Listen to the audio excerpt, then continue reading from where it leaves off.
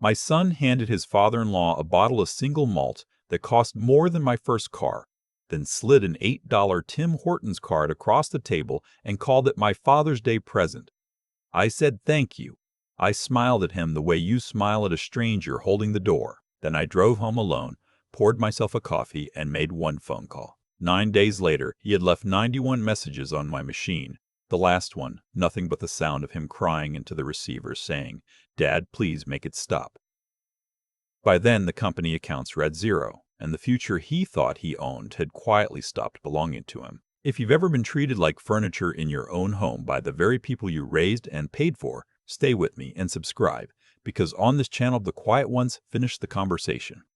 My name is Stuart Whitfield. I'm 68, and I live in the same brick house in northwest Calgary that I bought in 1989, back when a working man could still buy a house in the city without selling a kidney to do it. I spent 41 years as a tax and estate accountant. I built holding structures and trusts and shelters for ranchers and dentists and oil widows who trusted me to protect what they'd worked for. I was good at it.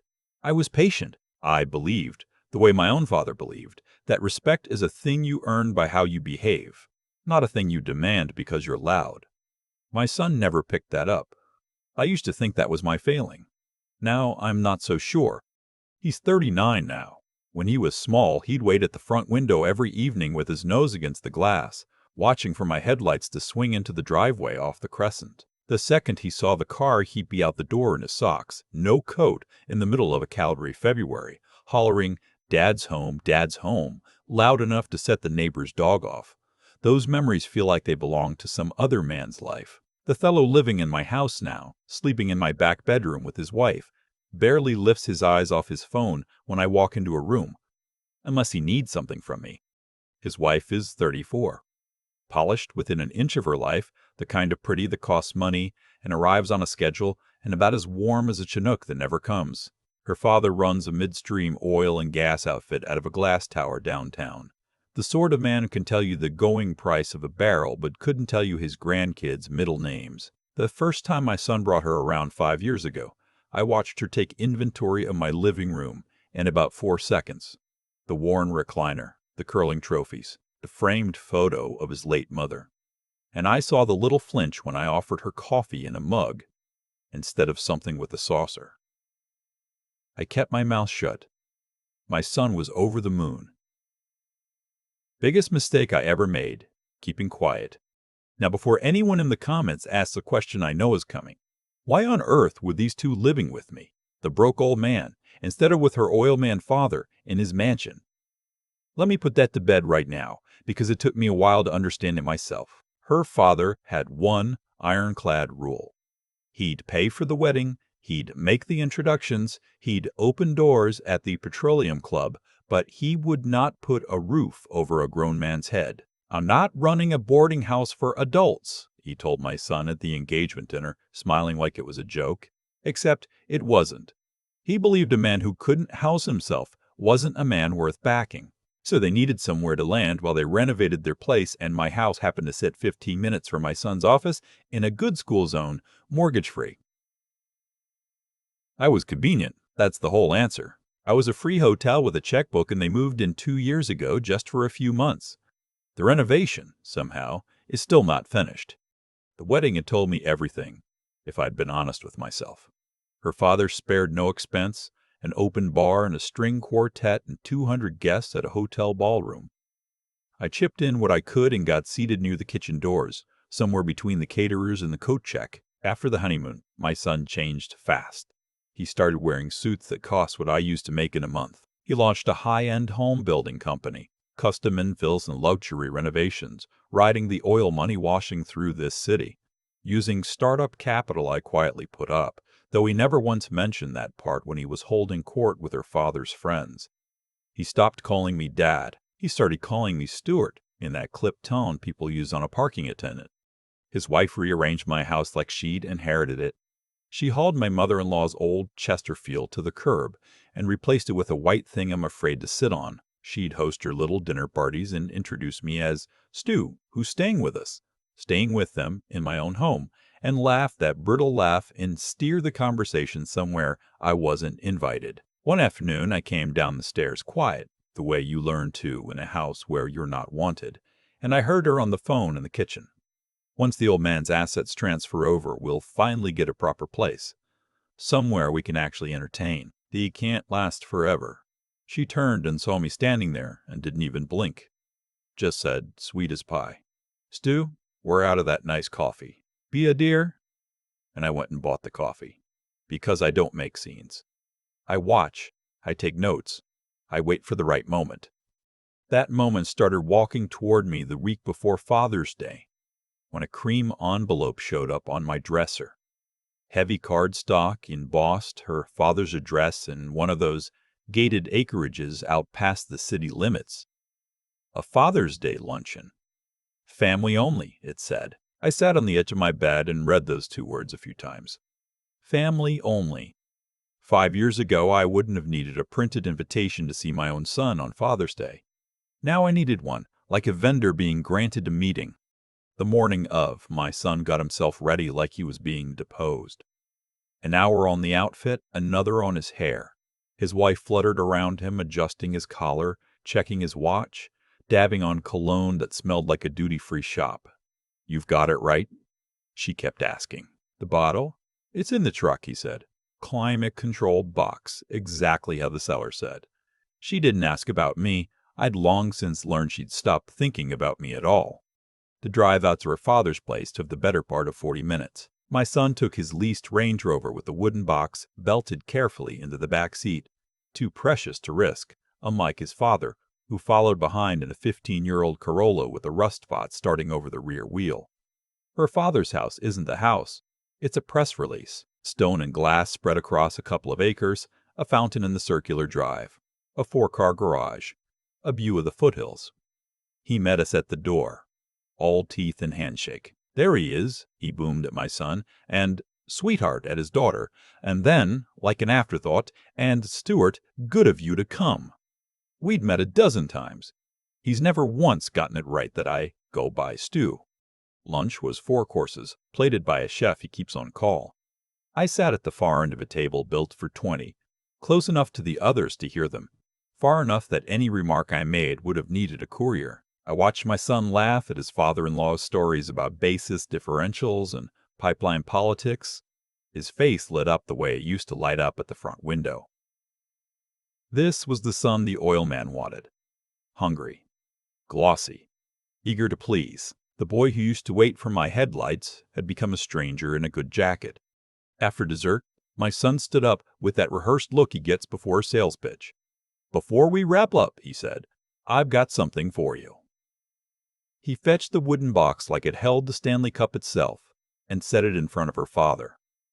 "I know you collect," he said. "Took me 3 months to track this down through a private auction in Edinburgh."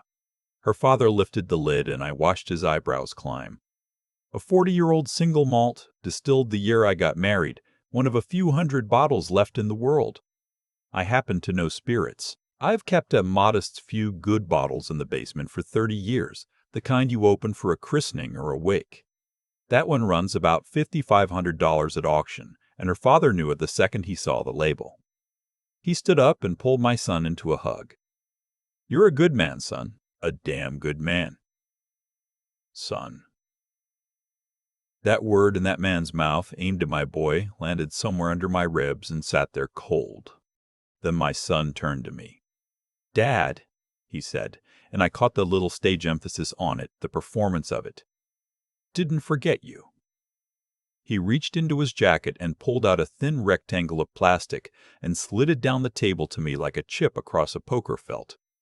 A Tim Hortons gift card, the kind they rack up by the till at the Shoppers Drug Mart. I turned it over. $8, printed right on the front. $8. "You're always running out for a coffee," he said, grinning. "Practical, right?" His wife laughed, that tinkling laugh. "He's so thoughtful. He knows you hate fuss." Her father chuckled into a Scotch. "My old man was the same, couldn't stand waste." I held that little card between 2 fingers. 41 years of careful work.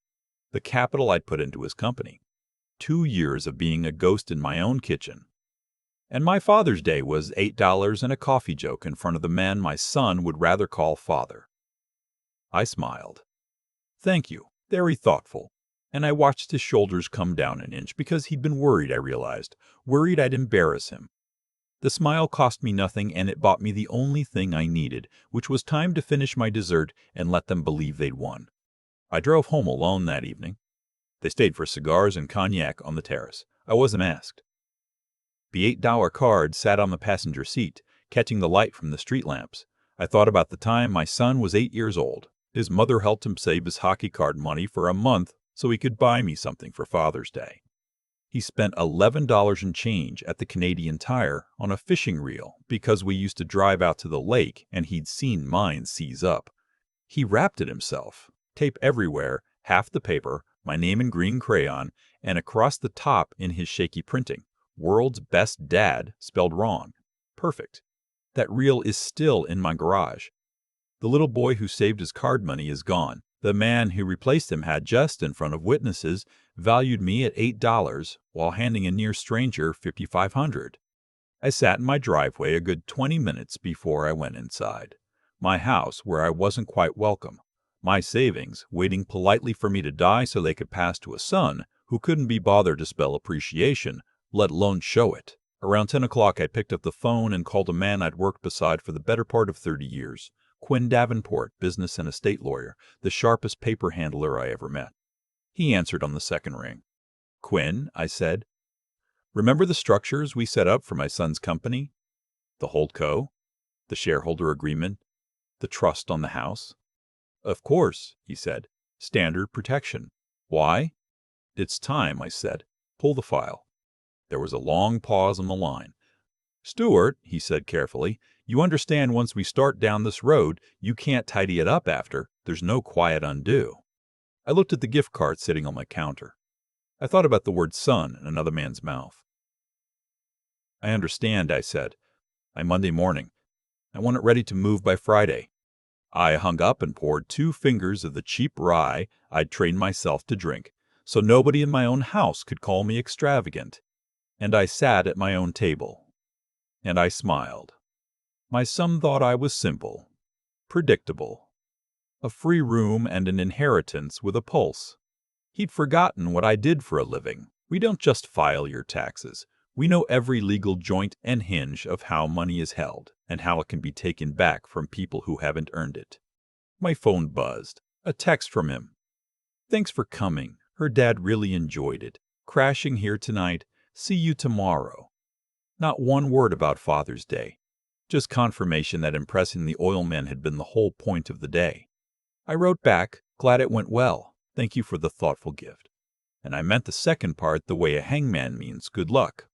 The next morning I came down to the 2 of them celebrating in my kitchen, drinking the good coffee his wife had sworn was finished, eating bakery croissants bought on the company card. He was scrolling his phone and didn't see me at the doorway. I saw his screen. An Instagram photo of the 2 of them, my son and her father, holding that bottle up between them like a trophy fish. The caption, "Grateful for the father figures who push us to be better. Happy Father's Day to the best mentor a son could ask for." His actual father, who funded the whole show, did not appear. Not a word. "Morning, Stu," his wife said without looking up. "We finished the good coffee. There's instant in the back cupboard." So I made myself instant coffee in my own kitchen and sat in the corner of my own table while they planned a future built entirely on a foundation they didn't know I'd poured. I spent the next 2 days the way a man surveys his own land. Every careless word became data. They'd stopped filtering anything around me because furniture doesn't listen. I heard her on the phone with a personal shopper, ordering a $9,000 handbag. "Put it on the business account. He won't notice."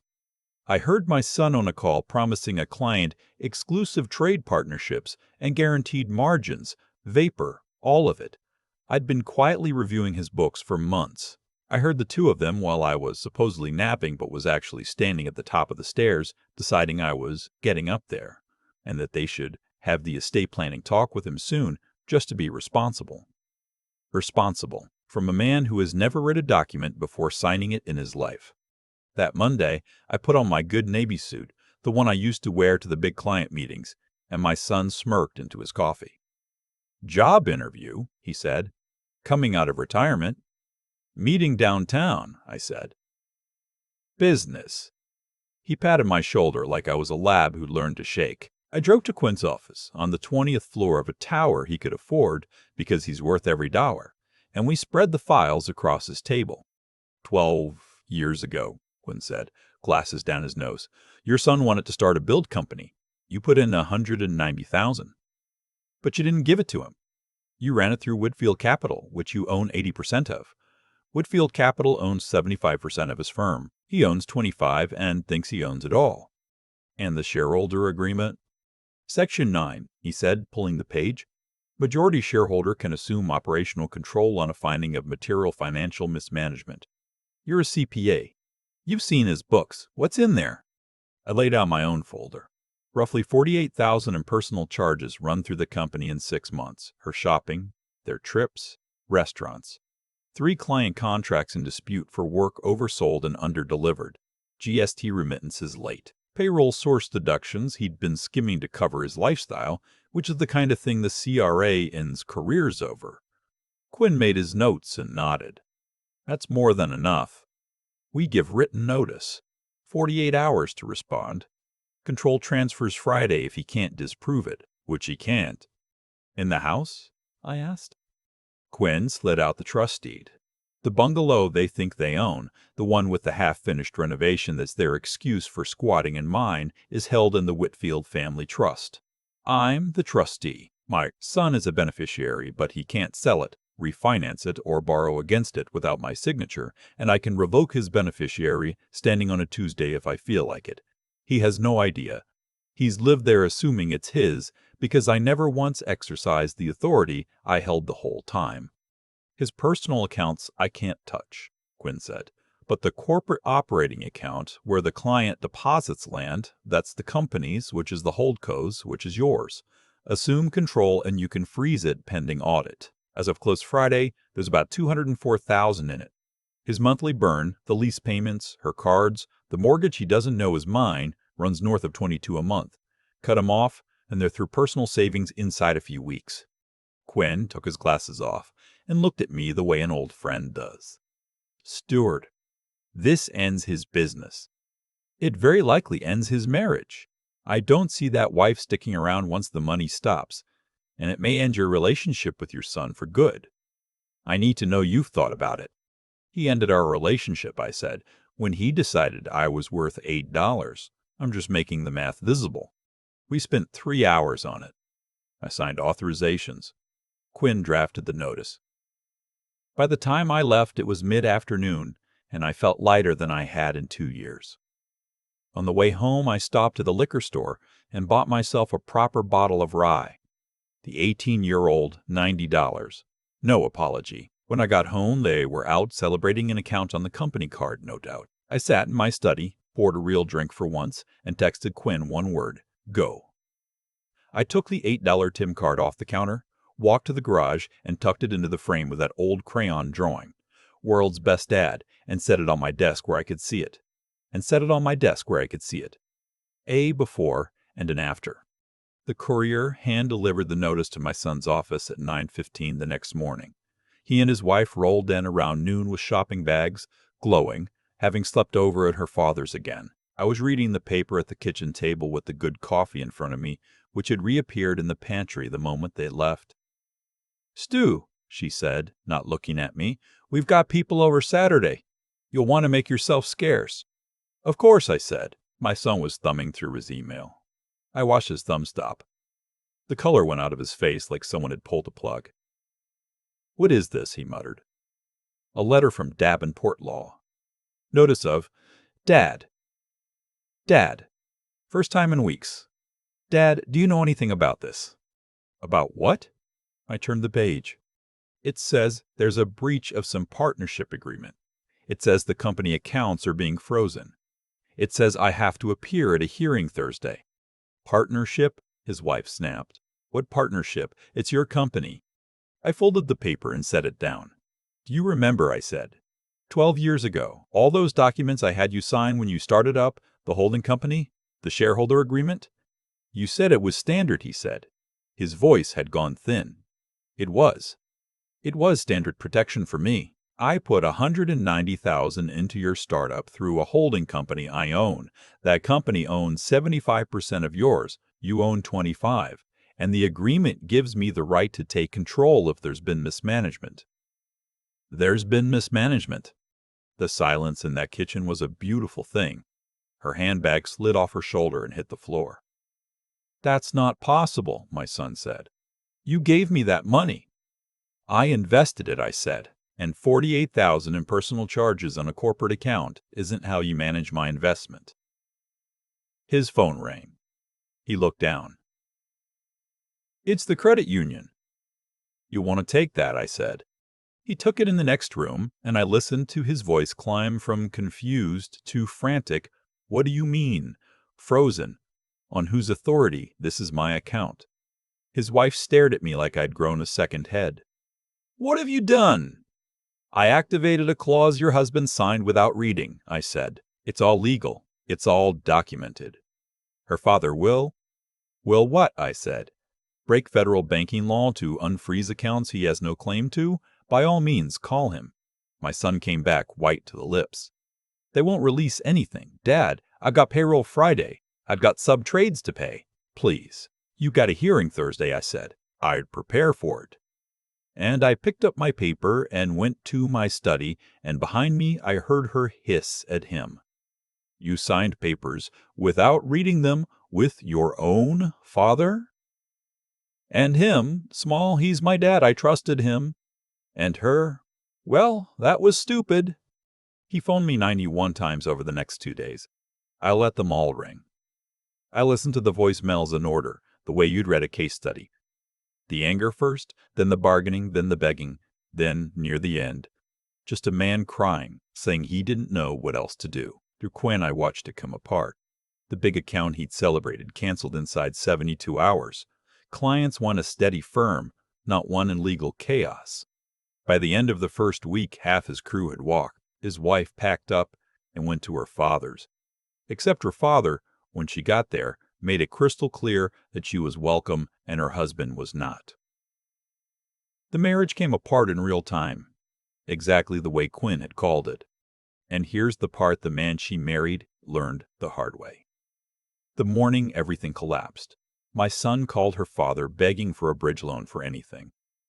The conversation, I'm told, lasted under 3 minutes. Her father's words were, I don't back losers and I don't bail out fools. You made this bed. Then he hung up on the son he'd called a good man over a bottle of Scotch.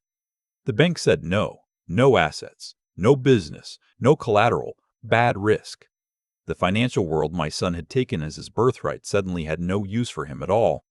A week and a half in, his wife showed up at my door, immaculate, armor on. You're destroying him, she said. I'm teaching him, I said. He's washing dishes. He's working nights stocking shelves at a warehouse off Barlow. He's broken. Good, I said. Broken things can be rebuilt. Entitled things just stay entitled. She wanted me to give it all back so they could move on. I asked her how the divorce filing was coming, since I knew her lawyer had already sent papers. Her composure cracked. Fine, she said. Yes, I wanted the money. I wanted the house. Is that so wrong? No, I said. It's just honest. But you never had any of that. You had a life I funded. None of it was real, and now the loan's been called. She told me she was moving to Vancouver to start over, and she said on her way out, quietly, for what it's worth, I'm sorry about the Father's Day thing. Noted, I said, and I never saw her again. My son stopped calling and started working. He sold the Range Rover, took the hit on the lease. He sold the watch he'd bought to impress her father, sold his golf clubs and his ski gear, and most of his suits. He took a line cook shift at a diner on Center Street and a night shift at the warehouse, and he put every dollar into one account. 3 weeks in, on a Tuesday, he showed up on my porch looking 10 years older, thin, hollow under the eyes. I can't do it, he said. I've sold everything. I've worked every hour there is. I've got $112,000. I'm short. I failed. Because I had, 2 days before, set him a test through Quinn. Buy back to 35% for $200,000. 30 days, not a day more, or the firm gets wound up and he gets nothing. I looked at my son standing on my step admitting defeat, and something in my chest shifted that I hadn't planned for. "Come in," I said. I made him real coffee, the good kind, and I sat him down at the table where they'd made me drink instant. "Tell me what you learned," I said. He laughed, no humor in it. "That I'm not as smart as I thought. That the people who smile at you when you're winning vanish when you're not. That her father is exactly what you tried to warn me about. He measures a man in dollars and drops him when the number drops. That washing dishes at midnight is harder than any pitch I ever gave." He pressed the heels of his hands into his eyes. "That she never loved me. She loved what I looked like I was, and that the man I spent 5 years trying to impress was a fraud, and the man I treated like he was nothing was the only one who actually showed up." "What would you do differently," I asked, "if you could go back to that lunch?" "Everything," he said, fast, like he'd been rehearsing it on the warehouse floor at 3 in the morning. "I'd have told her father I had plans with my own dad. I'd have taken you out for a plate of pierogies at that place by the river you like. I'd have given you something that meant I'd been paying attention, not $8 and a joke. I'd have read the papers before I signed them. I'd have been your son instead of your tenant." He looked up. "I'm not asking for the company back, Dad. I'm asking if there's any way, ever, even years from now, that you could forgive me. Because I can live without the money. I can't live knowing I threw away the only thing that was ever actually mine." I went into my study. He thought, I think, that I was getting the wind-up papers. I came back with a different document, one I'd had Quinn draft 3 weeks earlier and never told him about. I set it in front of him. He read it, then read it again, and his hands started to shake. "This says you're giving me 35% for nothing, no buyback." "That's right." "I don't understand. I didn't raise the money." "You raised $112,000 in 3 weeks, washing dishes and working nights and selling everything you owned. And you didn't make one excuse, and you didn't run, and you didn't blame me," I said. "The deadline was never about the money, son. It was about whether you'd do the hard thing, knowing you'd probably lose anyway. That's character. You can't fake that at 3 in the morning over a sink. You earned this." There were conditions, I told him. He'd own 35, I'd own the rest. For 2 years he'd work under a manager I'd hire, a sharp, no-nonsense woman who'd already agreed to take it on, and learn to run a clean shop. No overselling. Live within his means. And the house. The trust would transfer to him fully, in his name at last. But the mortgage was his to carry, no trust fund cushion. He make the payments or he loses it. He stared at the papers like they'd disappear if he blinked. "After everything I did, why?" "Because you're my son," I said. "Because watching you work 2 jobs and sell your watch showed me the boy at the window is still in there somewhere. The point was never to wreck you. It was to rebuild you into someone I could be proud of again." 2 days later, I held a dinner. I had it catered by the same outfit her father uses, a small cruelty I allowed myself. I invited 4 people, my son, his wife, her father, and Quinn as witness. She tried to decline. Quinn made it clear her attendance was required to settle the divorce. Her father refused until I mentioned there were business matters that touched him, and curiosity dragged him in. They arrived separately, none of them wanting to be seen connected to the others. We sat in my dining room, the one she'd redecorated, and the irony filled the place like a smell. "Thank you all for coming," I said, standing at the head of my own table. Her father cut in. "Busy man, what's this about?" "Patience," I said. When everyone was settled, I told them my son now owned 35% of the firm and full title to the house. The silence was, again, a beautiful thing. His wife's mouth opened and shut. "You're giving it back," she said. "I'm giving him a chance he earned," I said. "There's a difference." She did the math out loud. 35% of a gutted company and a house with payments, and her face fell into the floor because it was nothing like the empire she'd waited to inherit. "How much is that worth?" she asked, already calculating her cut. "In its current state," Quinn said mildly, "maybe 140. But your divorce settlement entitles you to half the marital assets as of the filing date, which was when the company was worth nothing, and the house sat in a trust you have no claim to. So your half is half of nothing. You can sign, or you can spend it in court." Then I turned to her father. "You raised a daughter to count money instead of people," I said.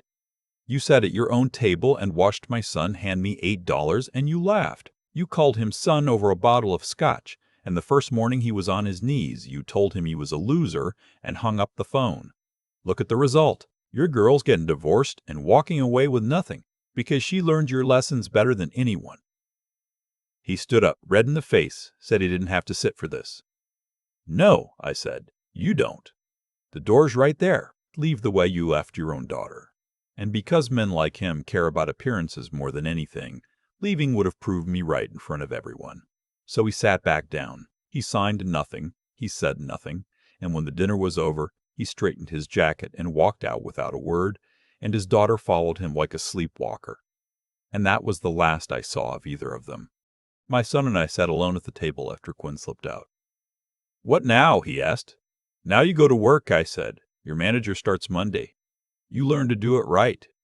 He nodded. A month later, I took him out to the curling club where I've thrown rocks for 30 years, and afterward, over 2 coffees in the cold lounge, he said, "Thank you for loving me enough to let me fail, for caring enough to teach me the hard way." I told him the mind his takeout weighed on his next end. His delivery was still drifting. We finished our coffees in the kind of quiet that doesn't need filling. The $8 Tim Hortons card is still on my desk at home, tucked into that crayon drawing, the misspelling and all. I keep it there to remind us both how far down it went and how far back up a man can climb when somebody who loves him refuses to let him take the easy way. Justice, it turns out, was never about ruining him. It was about handing him back the only thing he ever truly owned, the self he might have been all along, and watching, finally, as he picked it up.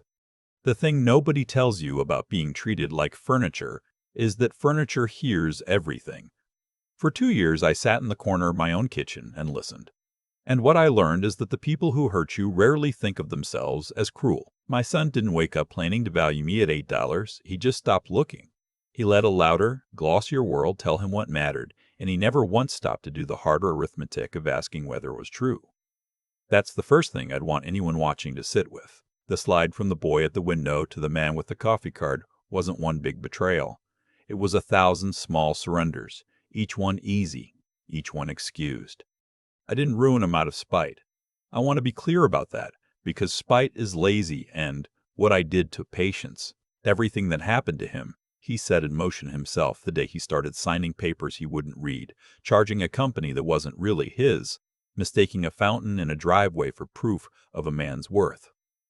Cause and effect doesn't care how good your suit is. He overpromised and underdelivered, and the contracts walked. He chose a father-in-law who measures people in dollars, and the moment his own number dropped, that man hung up on him. None of that was my doing. I only made the ledger visible. The accounts were always mine. I just stopped pretending otherwise. But the part I'm proudest of isn't the freeze or the trust or the clause on page 9. It's what came after, because that's where the real test lived. I could have left him broken and called it justice. Instead, I asked him to do the hard, unglamorous thing, wash dishes at midnight, sell the watch, scrape together money he was almost certain to lose anyway, and he did it without one excuse.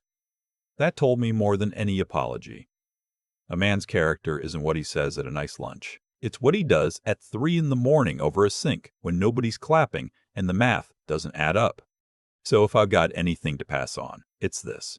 Be the kind of person who does right even when no one's keeping score. Because the quiet decency you practice when it costs you is the only decency that holds. Think before you sign, before you trust, before you decide a person is furniture. The world rewards the ones who actually look, and when life knocks you flat, get up and do the work anyway, even when the odds say you'll fail, because the trying is what rebuilds you when the money can't. My son lost almost everything before he understood that. I'd rather you understood it now, with your father still picking up the phone. That $8 card sits framed on my desk beside a fishing reel and a crayon drawing with a word spelled wrong. I keep it there to remind us both how far down a person can fall and how far back up he can climb when somebody refuses to let him take the easy way.